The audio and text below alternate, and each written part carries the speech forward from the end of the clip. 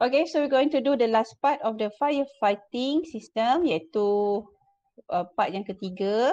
So, fire prevention plan. Okay, what it's all about is to educate the public.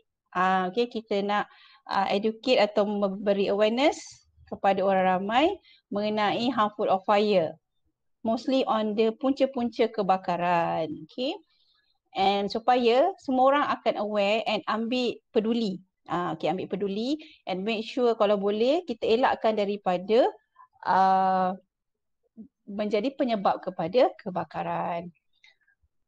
It's a proactive method. Maksudnya kita buat sebelum benda tu terjadi. Sebab bila dah jadi, keadaan akan menjadi kelam kabut, kemungkinan ada nyawa yang akan terkorban, mungkin ada kecederaan dan juga kerugian harta benda dan sebagainya. Okay, so kita nak elak tu, kalau boleh jangan jadi benda tu. Okay, so kita ada 4 focus area in fire prevention. Okay, yang pertama is the ignition hazard, iaitu punca kebakaran yang kita kena tahu. Apa yang bahaya, kat mana nak letak barang yang mudah terbakar, what are the best way to orang kata make sure punca kebakaran tu kita asingkan daripada potensi untuk berlakunya kebakaran.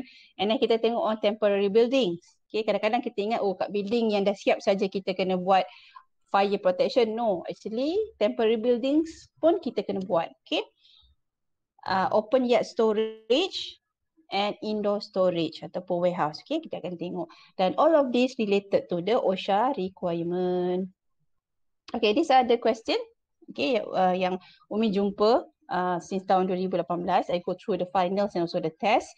5 markah. Okay, I think yang besar pemberat is more on the type of fire protection. Yang untuk prevention plan ni dia support. Dia akan ada small chunk of the question. Okay, macam ni dia kata 3-story building of primary school under construction. Okay, under construction. So maksudnya bila under construction, dia belum siap lagi. Dia kata propose and explain the best type of fire prevention. Okay, tadi kita ada 4 tadi kan. Kita ada ignition hazard, kita ada temporary, kita ada open yard dan kita ada indoor kan. So kita kena tengok manakah sesuai dengan senario dia cerita. Senario dia kata primary school under construction, propose and explain the best type of fire prevention should place. Jangan pula awak salah bagi. Okay, so kita tengok condition dia kata, so dia jawapan dia mesti berkaitan dengan construction. Construction di bawah temporary buildings. 5 markah. Okay, so kita kena bagi tahu non-combustible construction or combustible construction mesti ada fire resistant not less than 1 hour. Contohnya, kita make sure pintu yang kita supply untuk construction tu, fire door tu semua dia macam tak mudah sangat terbakar macam yang biasa. Okay, so sebab kalau boleh kita nak elakkan fire tu daripada spread.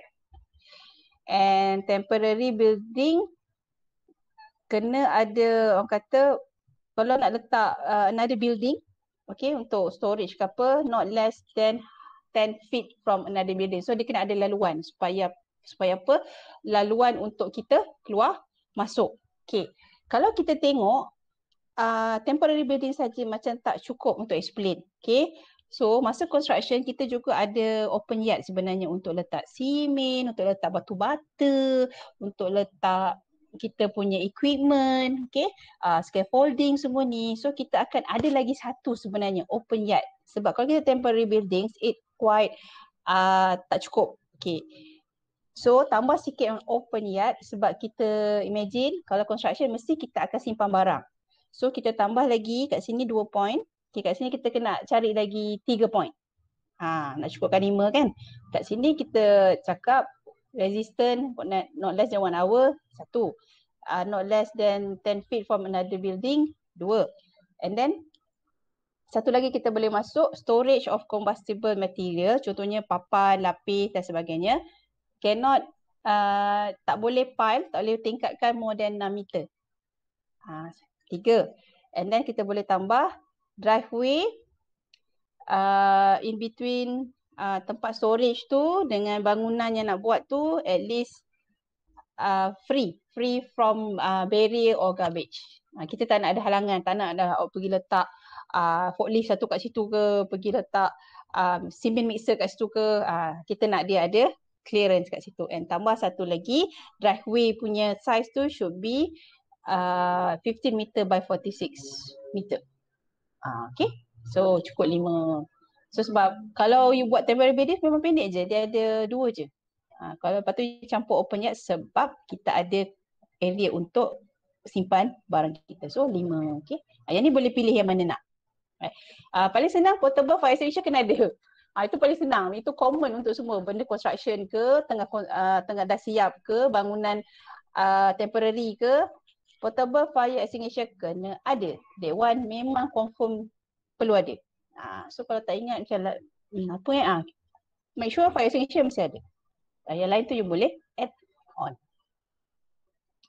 Okay, yang ni 4 markah. Nampak tak? Markah dia sikit-sikit. 4, 5, dia jarang 10. Okay, macam yang sebelum ni, yes. Kita jumpa 10 markah. Okay, markah besar-besar. For this one, dia cerita pasal apa? Fire department should educate the public. Okay. Okay, soalan dia adalah elaborate the prevention that should be taken for these 2 focus area below. Okay, soalan ni tak habis sebenarnya Mas Ubi bagi dalam slide because there's a table. Table dia ni. So you boleh ambil gambar lah. Kalau sepatutnya dia ada table ni kat bawah soalan tu. Sebab dia dah very macam mana Umi baca soalan ni? Dia nak apa Rupanya there's a table. Dia nak fokus area dia apa? Open yard storage dengan indoor storage. And bawah open yard ni dia ada dua elemen yang dia nak. Storage for combustible material and distance from the driveway. Jawapan ni ada dekat slide yang Umi tunjuk baru ni. Okay, open yard storage. And indoor storage dia nak tengok apa? Storage for combustible material dan juga clearance. Okay, semua ni ada dalam slide ya. So, you kena jawab apa yang dia minta. Okay, dia minta apa? Combustible material storage should be a driveway between and around combustible storage. So, you ada access Kalau terbakar, maksud dia bomba boleh masuk dan padamkan api. Distance from the driveway, yang ni yang ada ukuran tadi 4.6 meter lebar. Free from the barrier and rubbish. Make sure awak jawab apa yang dia minta jangan main tulis je, kali tak kena dengan soalan yang dia minta, fokus area dia. Okay, untuk indoor storage, so 1 markah, 1 markah. Untuk indoor storage pula, slide 1 lagi, okay. Combustible material kena segregate, kena asingkan by barrier ataupun pile. Jangan campurkan. Okay, asingkan. So, kalau jadi apa-apa, bomba tahu, ini punca dia apa. Sebab kalau kita pile up campur kayu, campur dengan besi lah, lepas tu ada orang kata dia bawa campak tong gas kat situ, bahaya sebab benda ni kalau terbakar, kita bomba macam berbahaya untuk diorang juga. Sebab rupanya kita dah campur semua sampah. Kita tak tahu, kita tak asingkan. So the best thing is to asingkan jenis-jenis sampah supaya kalau berlaku kebakaran, bomba tahu, itu semua tu pile kayu so bomba tahu nak pakai apa. Yang ni semua kita ada a few, dalam ni ada tong gas juga. So bomba dah ready dia nak pakai apa. Okay, so they need those information to help them to put out the fire. Okay, kita kena asingkan to minimize the spread of fire and convenient access for the firefighter. Okay, kita mudahkan kerja firefighter nanti. Okay, in the term of clearance pula untuk indoor storage, clearance of 0.9 meter between top level of material and sprinkler. Okay, kalau indoor storage, selalunya kita akan ada sprinkler system kat warehouse. Tapi selalu kita letak kat warehouse tu bertingkat-tingkat.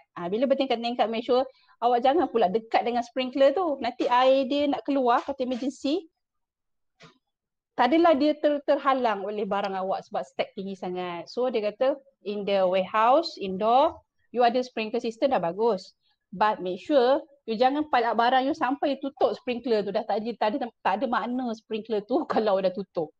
Kan, sebab barang tinggi sangat, dia dah terhalang. Jadi kalau berlaku kebakaran, sprinkler tu tak akan activate sebab dia tak dapat reach dia punya temperature.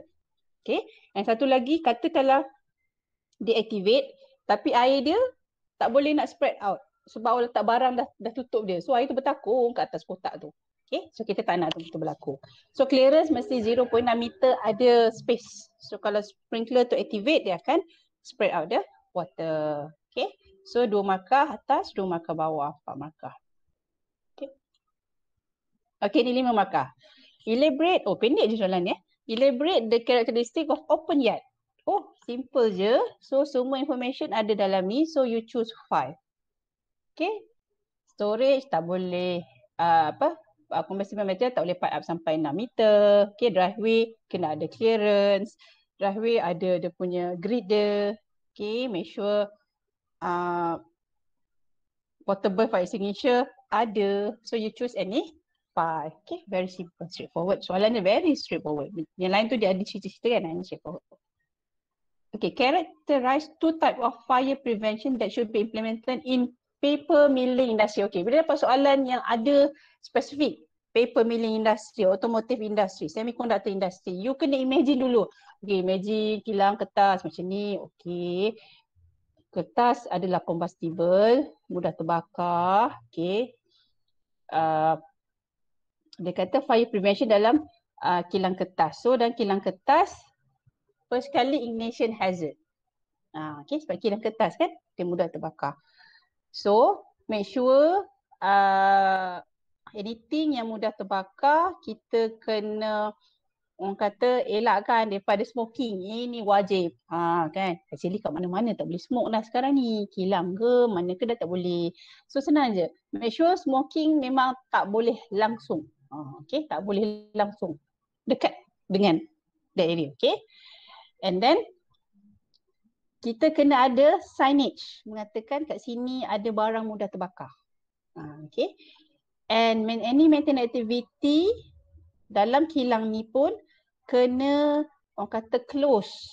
Okay, activity maintenance contohnya kalau dia nak buat welding ataupun dia nak buat maintenance of changing of something yang ada spark of fire, spark ke apa kan, so dia kena bonded ataupun dia kena make sure dia letak partition supaya tak spark tu tak kena kat tempat lain.